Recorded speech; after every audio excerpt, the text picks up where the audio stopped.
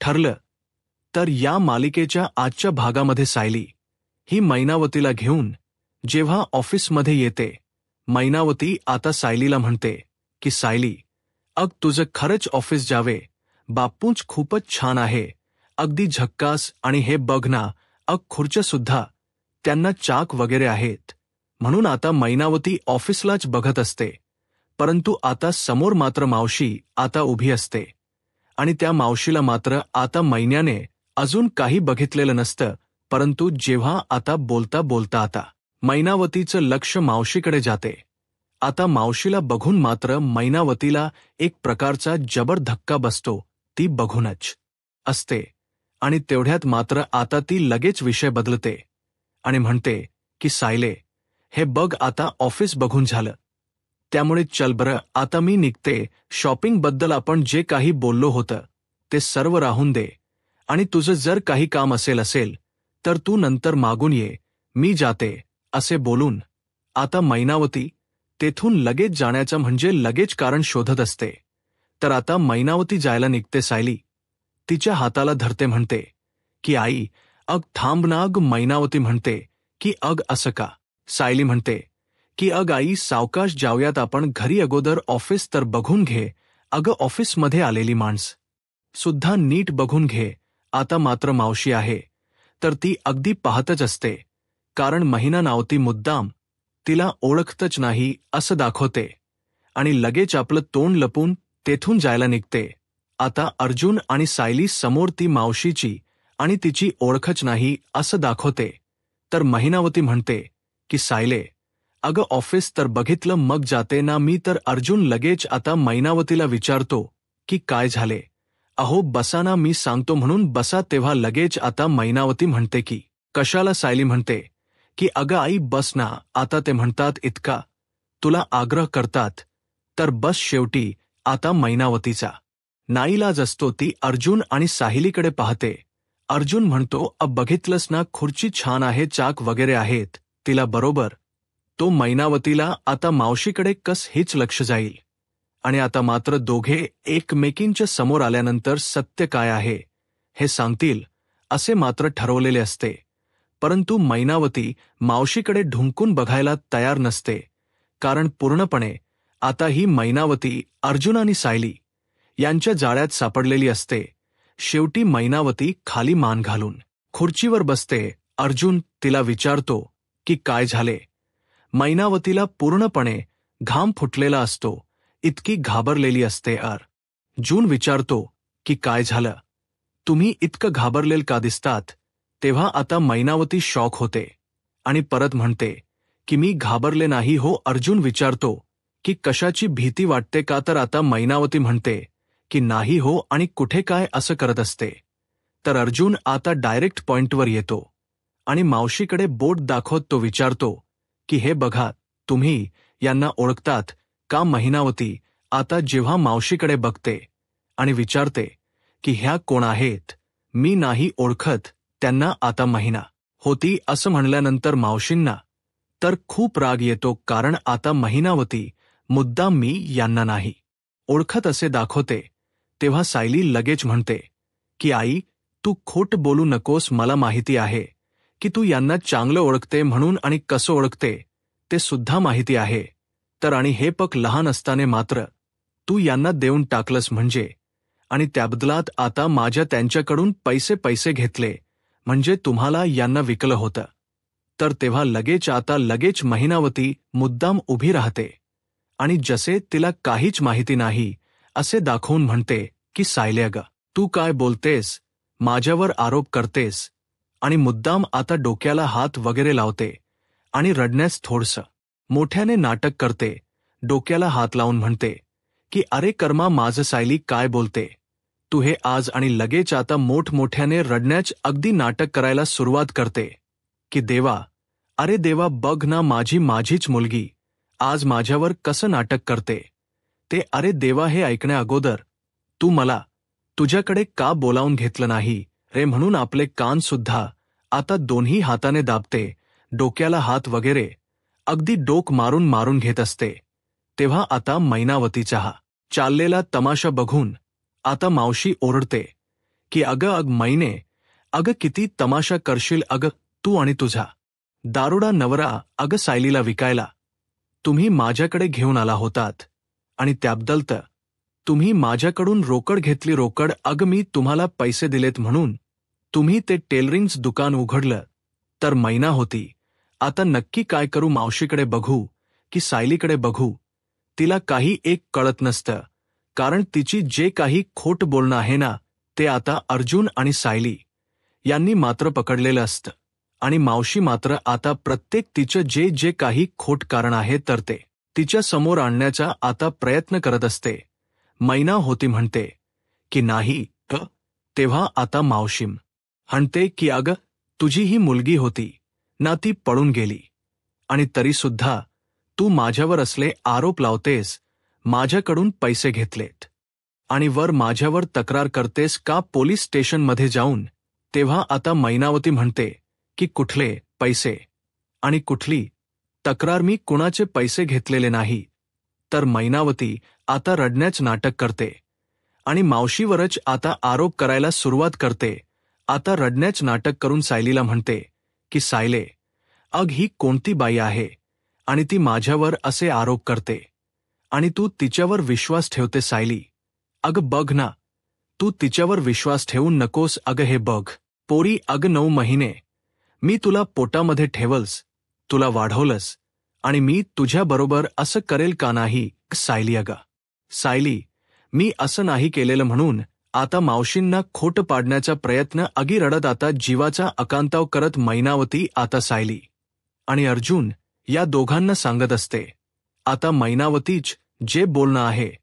तर ते ऐकून मात्र मावशींना खूप राग येतो तेव्हा आता सायली लगेच म्हणते की आई एक तर आवाज कमी कर हे यांच ऑफिस आहे तर मैनावती म्हणते की अगं सायले हे वाटेल ते बोलते आणि तू कसं ऐकून घेते अगं हे बघ माझ्यावर विश्वास ठेव आणि हे बघा मी तुम्हाला सांगून ठेवते की मला सगळं काही कळालेलं आहे या बाईला नेमकं कोणीतरी पैसे चारलेत तुमच्या मनामध ये माझ्याविषयी अगदी विष पेरण्यासाठी आता महिना होती स्वतःची चूक आहे लपवण्यासाठी आता मात्र ह्या मावशीवर आरोप करत असते आणि आता मैनावतीच खरं रूप मात्र अर्जुन आणि सायली या दोघांनी परफेक्ट ओळखलेलं असतं जोराने ओरडण्याच नाटक करते आणि म्हणते की हो खरं सांगते अगदी जीवाचा कांगावा करत असते अकांताव करते आणि आता म्हणते की खरंच ही बाई खोट बोलते आणि नाही सायली मीच तुझी आई आहे आणि मी कशाला तुला विकेल मावशींना राग येतो मावशी म्हणते की अगं मी तुला पैसे दिले होते ते सगळे उपकार तू विसरलीत का अगं जर मी तुला पैसे दिले नसते तर तू आणि तुझ्या मुली उपाशी मेल्या असत्यात तेव्हा आता मैनावती म्हणते की नाही अगं सायली ही खोट बोलते अगं मी आणि तुझ्या बाबांनी मिळून खूप कष्ट केले अगदी दिवस रात्र आणि अगदी तुमचं पालन पोषण केलं ही बाई खोट बोलते सायले हे बघ अगं सायली आम्ही खूप इमानदारीत काम केलं परंतु कधी खोटेपणा केला नव्हता 2-3 दिवस उपाशी राहिलो पण कधीही खोटेपणा नाही केला सायली आता रडण्याचं खूप नाटक करत सायलीला हे सर्व सांगते आता ही मैनावती किती खोट बोलत आहे हे मात्र अर्जुन आणि सायली पूर्णपणे ओळखतात तेव हा आता मैनावती लगेच अर्जुनच्या पायाशी येते आणि म्हणते की जावे बापू मी तुमच्या पाया पडते परंतु यातून मला वाचवा अहो हे असल्या आरोपणाला नाही सहन होत प्लीज जावे बापू मला वाचवा हो अहो जावई बापू मी तुमच्या पाया पडते तर अर्जुन म्हणतो की अहो काय करतात उठा तुम्ही माझ्या पाया कशाला पडतात तुमच्या पायावर अगदी जीव आपटून मी जीव देईल परंतु मी नाही उठणार म्हणून मैनावती आता अगदी देखाव करत असते तेव्हा मात्र आता मावशी म्हणते की अग मैने किती खोट बोलन किती खोटारडी आहेस तू आणि तरीच इची पोरगी इच्यासारखी इरसाल निघाली तेव्हा आता अर्जुन सायली एकमेकांकडे बघून या मावशीकडे पाहतात तेव्हा सायली आता मैनावतीला म्हणते की आई उठ बरं तू अगं आई काय चाललं तुझं हे सर्व हे ऑफिस आहे हे सुद्धा तुला नाही कळत का उठ बरं तेव्हा आता मैनावती रडण्याच नाटक करत म्हणते की हे पग सायली, मी जीव देईल, परंतु हे खोटे असले आरोप मला नाही सहन होत म्हणून तिने अर्जुनचे पाय पकडून ठेवलेले असतात आणि मी नाही उठणार जोपर्यंत माझ्यावर हे आरोप केले जातात तोपर्यंत मी नाही उठणार म्हणून आणखीनच रडण्याचं नाटक करत असते. तेव्हा आता अर्जुन परत म्हणतो की बरं आई ठीक आहे, मी ठेवला तुमच्यावर विश्वास, आणि तो अर्जुनच्या हाताला मैनावतीने धरलेलं असतं.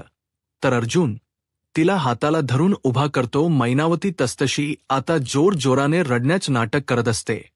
तर आता अर्जुन म्हणतो की सावक जरा. मैनावती रडण्याच काही थांबत नाही. तर मावशींना आणखीनच राग येतो. अर्जुन मैनावतीला पाणी प्यायला देतो. तर मैनावती म्हणते की जावे बापू, बघा अहो काय झालं, हे सर्व मला पाणी प्यायला नकोय आणि खरंच तुमचे खूप उपकार झालेत म्हणून आणखीन अगदी आपले कान दाबून रडत असते, अगदी मोठमोठ्याने. तर सायली आणि अर्जुन एकमेकांकडे बघत असतात. जीवात जीव आला माझा आणि खरंच तुमचे खूप उपकार झालेत.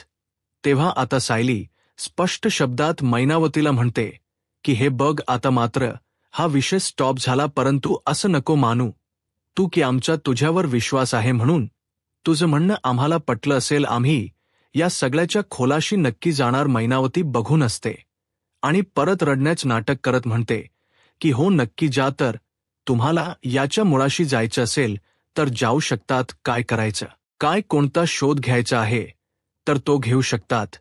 आणि हे बघ अगं, मी काही केलेले नाही, त्यामुळे मी कशाला घाबरू, मी नाही घाबरत. तर तुला जे काही करायचं असेल ते तू करू शकते. तेव्हा मात्र आता अर्जुन हा मावशीकडे बघत म्हणतो की हे बघ सायली, या बाईने मात्र आजपर्यंत जे काही केलेलं आहे तर त्यासाठी तिला शिक्षा तर व्हायलाच हवी. तर मावशीला तर धक्का बसतो. मावशी आता अगदी बघतच असते. तर आता लगेच अर्जुन म्हणतो की मी इन्स्पेक्टर सावंतांना फोन करतो म्हणून तो इन्स्पेक्टर सावंतांना फोन करून बोलावून घेतो. मावशी आता खूप घाबरते, कारण ज्याची भीती तिला होती तर अर्जुना आणि सायलीने तिला पोलिसांच्या ताब्यात दिलेलं असतं. त्यानंतर मात्र आता इकडे अश्विन आपल्या रूममध्ये लॅपटॉपवर काहीतरी काम करत असतो आणि प्रिया तिथे चोर पावलांनी येते आणि आता तिच्या मनामध्ये फक्त आता अर्जुन सायली तिकडे काय करत असतील, ते नक्की महिनाच्याच घरी गेले असतील येथून. तर ते निसटले, परंतु असं काहीतरी आहे की तेथे त्यांना अगदी महत्वाचे सापडलेले आहे. मग जे काही सापडलं असेल तर ते माझ्याविषयीच असेल का. आता अश्विन काम करता करता तन्वीला म्हणतो की हे बघ तन्वी, अगं ऐक, मला एक कॉफी देशील का. आता प्रियाच मात्र लक्ष नसते. अग हे पप, उद्या माझी मेडिकल कॉन्फरन्स आहे आणि तिथे एक महत्वाचा पेपर्स मला द्यायचा आहे, त्यामुळे प्लीज मला एक कॉफी आणून दे. अश्विन पुढे म्हणतो की अगं हे काम संपता खरंच खूप वेळ लागणार आहे आणि आत्ताच मला कुठे इतकं दमण्यासाठी झालेलं आहे. तर तेव्हा आता अश्विन पुन्हा म्हणतो की तन्वी, तुम्हाला कॉफी देतेस का. आता तन्वीने एकही उत्तर दिलेलं नसतं.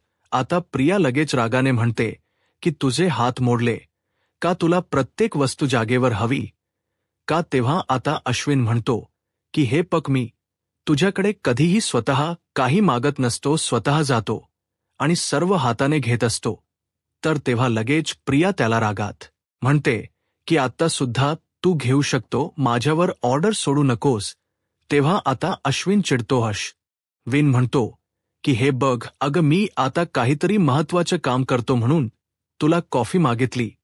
तर तेव्हा आता प्रिया हसून म्हणते की अरे, तुलाच काम असतात आणि मी तर कायम रिकाम टेकडीच बसून असते.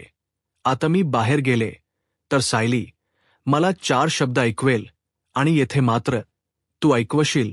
तेव्हा अश्विन लगेच उठतो आणि म्हणतो की अग तन्वी, तुला काय झालं, तू काय इतकी अगदी तळतळ करतेस. कोणी काही बोलले का, तुला कुणाचा राग आला का तुला. तेव्हा आता लगेच तन्वी म्हणते की तुला काय फरक पडतो, अरे कोणी माझा कितीही अपमान केला तरी सुद्धा तुला फक्त आणि फक्त तुझं काम महत्वाचं असतं, माझे काही घेण देणं तुला नाही.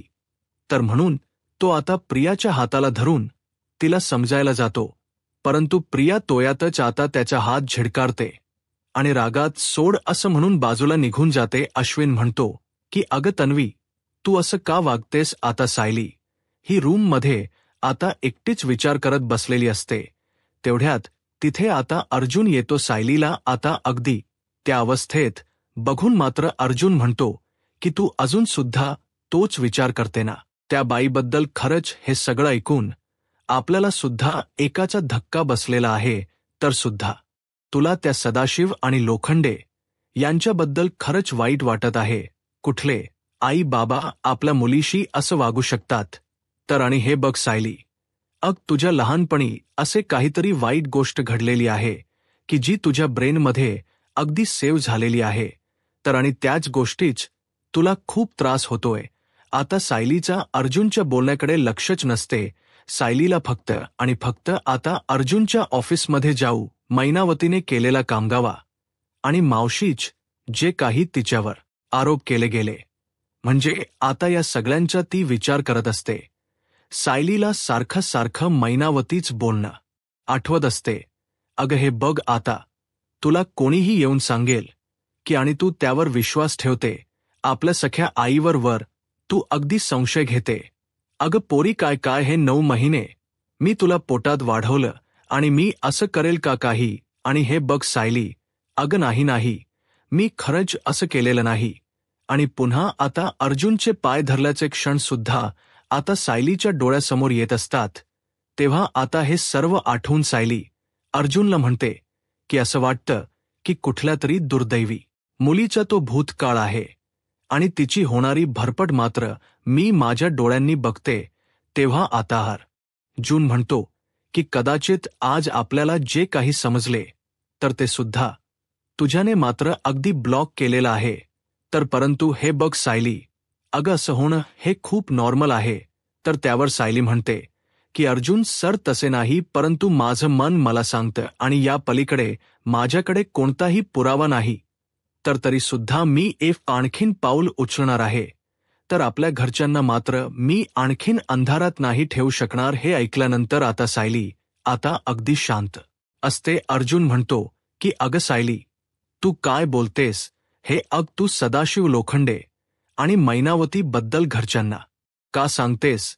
आणि हे बघ सायली, अगं असं करून तुला नक्की काय भेटणार आहे? तर सायली म्हणते की मनाची शांतता. आपण जेव्हा आपलं जे काही कॉन्ट्रॅक्ट मॅरेज होतं तर ते घरच्यांपासून लपवले, त्याचे परिणाम काय झाले होते हे तर तुम्हाला माहितीच आहे. त्यामुळे खोट बोलून नाही चालणार. जे काही आहे ते घरच्या समोर मला सांगावंच लागेल. म्हणून सायली आता उठते. अर्जुन तिला विचारतो की सायली, तू कुठे निघालीस? अगं हॉलमध्ये सगळे बसलेले आहेत, तू खाली जाऊ नकोस. तेव्हा आता सायली आपला मोबाईल हातात घेते आणि हॉलमध्ये मी नाही जात आणि तेथे नक्की प्रिया आणि आई असतील हे मला माहिती आहे. तर पूर्णाजीच्या रूममध्ये मी सगळ्यांना मेसेज करून बोलावून घेते आणि तेथेच मात्र मी सगळ्यांशी बोलेल. फक्त मला मैनावती आणि प्रिया या दोघींसमोर बोलायचं नाही. तेव्हा आता अर्जुन विचारतो की तू सायली, तू नीट विचार केलास ना हे सर्व सांगण्या अगोदर? तर सायली म्हणते की हो. हे बघ, आग म्हणजे जे काही मुलांकून चोरी करून घेणाऱ्या त्या बाईला पण पोलिसांच्या ताब्यात दिले, परंतु पोटच्या मुलीला मात्र आता विकणाऱ्या ह्या मैनावतीला शिक्षा तर व्हायलाच हवी. ती तर अजूनही अगदी मोकट उभी आहे. तर पुरावे नाहीत म्हणून आता आपण काही करू शकत नाही. परंतु जरीही किती काही असले तरी सुद्धा ती तितकीच दोषी आहे जितकी मावशींना शिक्षा झाली. ती असे बोलून आता सायली डायरेक्ट पूर्णाजीच्या रूममध्ये निघून येते. तेव्हा आता अर्जुनच्या मोबाईलवर सुद्धा आता मेसेज वाचतो. तर आता अर्जुनला असं येतं, म्हणजे माझ्या मोबाईलवर सुद्धा सायलीने मेसेज केला आणि पूर्णाजीच्या रूममध्ये तर बोलावून घेतले. म्हणजे चक्क माझ्या बायकोने माझ्याच मोबाईलवर फोन मेसेज पाठवला तर रूममध्ये या. म्हणून आता अर्जुन तो मेसेज वाचतो आणि त्याला हसू येते आणि तो म्हणतो की खरंच वकिलाची बायको आता शोभतेच, खरी बायको लगेच आलो. असे बोलून आता खुश होतच तो जायला निघतो. तेव्हा आता घरातील सगळेजण एका मागोमाग आता पूर्णाजीच्या रूममध्ये जातात. आता प्रिया मात्र हे सर्व पाहते आणि तिला डाऊट येतो. ती आता स्वतःला म्हणते की काय झालं असेल. सगळेजण आता एका मागून एक असे पूर्णाजीच्या रूममध्ये का जात असतील.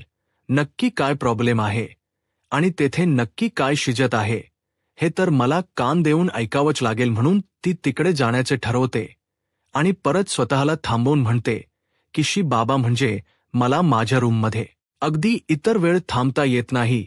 जास्त वेळ मात्र इतरांच्या खोलीकडे कान देऊनच अगदी मला ऐकावं लागतं आणि त्यातच माझा जास्त वेळ वाया जातो. त्यानंतर आता अस्मिता, प्रताप, कल्पना, अर्जुन, पूर्णाजी हे सगळेजण एकत्र पूर्णाजीच्या रूममध्ये येतात. आता प्रताप विचारतो की सायली, काय झाले? तू असं आम्हाला पूर्णाजीच्या रूममध्ये मेसेज करून का बोलावून घेतलं? नक्की काय कारण होतं? बरं, आता सर्वांना प्रश्न पडतो की नक्की सायलीने का बोलावलं असेल. तर आता हे सर्व ऐकून सायली म्हणते की बाबा सांगते, मी सर्व काही व्यवस्थित सांगते. आणि सायली त्यांना बसायला सांगून दरवाजा बंद करून घेते. तर आता पूर्णाजी म्हणते की सायलीला आपल्याला काहीतरी सांगायचे आहे, तर त्यामुळे बोल सायली. तर सायली म्हणते की हे बघा, मला तुमच्या सगळ्यांशी मात्र माझ्या आई आणि बाबांशी बोलायचं आहे. तर गेल्या काही दिवसापासून तुम्ही सुद्धा हे जे वागणं आहे ना, आई बाबांच ते पाहतात. जे वागणं मलाच पटत नाही, तर ते तुम्हाला सुद्धा पटत नसेल आणि तरी तुम्हाला राग येऊन तुम्ही शांत राहतात. परंतु मलाही हे यांचं वागणं नाही पटत. मला काहीतरी संशय येतो. सतत खोट बोलत राहणं, पैशांसाठी लोभीपणा करणं आणि कुणाचाही विचार न करता वागणं, हे मला नाही पटत. या सगळ्याचा मला किती त्रास होत असेल. मग मला असं वाटतं की तुम्हाला सुद्धा त्यापेक्षा जास्त त्रास होत असेल. तर आता कल्पना म्हणते की अगं सायली, तू इतकं मजे मनाला लावून घेऊ नकोस बाळा. परंतु हे बघ, आता तू काही इतकं मनाला लावून घेऊ नकोस. तर कल्पनाच बोलणं ऐकून आता सायली म्हणते की आई, पण जे चूक आहे ते चूकच आहे. तेव्हा आता प्रताप म्हणतो की नाही सायली, अगं त्यांची परिस्थिती खूप वेगळी होती. अशा कठीण परिस्थितीतून ते इकडे आले होते आणि हे पैशासाठी मात्र माणसं काही पण करू शकतात, हे आम्ही समजू शकतो. त्यामुळे त्यांची सुद्धा काही चूक नसेल सायली, तू त्यांच्यावर विश्वास ठेव. तर सायली म्हणते की बाबा, हेच करू नका. आज मात्र मला तुम्हाला सगळ्यांना हेच सांगायचं होतं, म्हणून मी तुम्हाला सगळ्यांना येथे एकत्रित बोलावून घेतलं. ते पण मेसेज करून. त्यांच्या चुका आणि त्यांचे गुन्हे तुम्ही मात्र पोटात घालू नका. त्यांच्या ज्या काही चुका आहे तर तेथेच त्यांना दाखवून द्या आणि त्यांचा कान पकडा.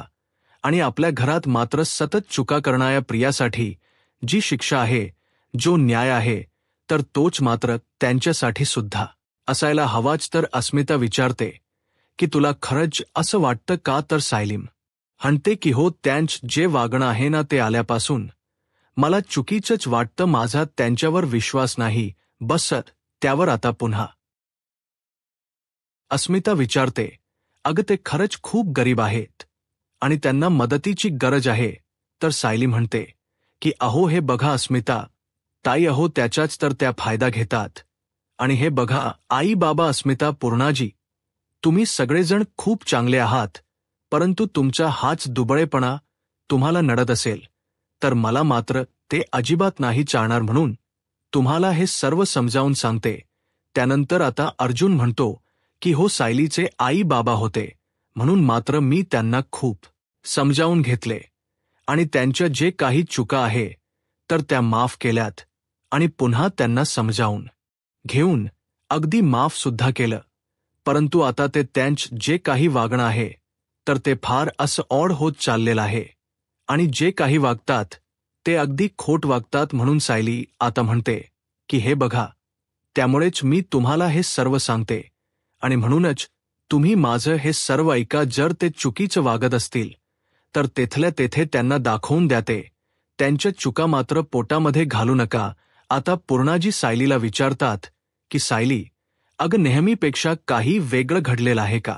परंतु तू अचानक मात्र त्यांच्यावर असे संशय घेत का बोलायला सुरुवात केली तर आता अर्जुन म्हणतो की नाही सायली, पूर्णाजीच्या मनामध्ये आत्ताच नाही तर पहिल्यापासून त्यांच्याविषयी शंकाच आहे.